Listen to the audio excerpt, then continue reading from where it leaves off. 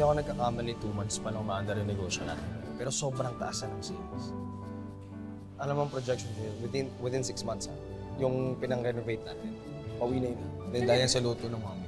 Talaga? Masarap kasi ito. Siyempre, nanay ko yun. Galing ako dun sa new store niyo ah. Fairness ah. Sarap ng mga food. Mag-ingat.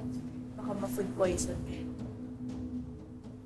Alam mo, Candice, nakakapangit ang pagsisinungaling. Ba, yung mayabang ka na ha? Dahil ba yan sa bagong boyfriend?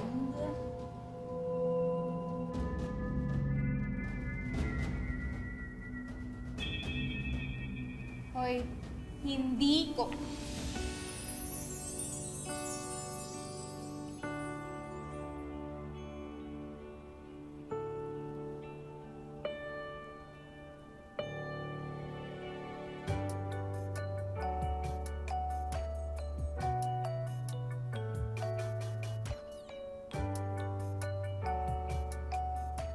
So what?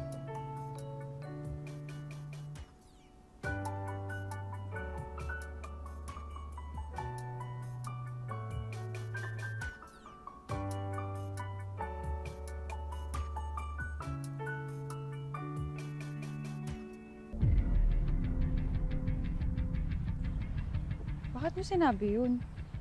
Mga mamaya, maniwala sila na boyfriend talaga kita. Ayaw mo ba? Na ano? Na maging tayo. Total sa business partners tayo, di ba? Why not in life too? Right? Alam mo, ewan ko sa'yo, ang corny mo talaga. Ito joke time to eh. Rom? Rom?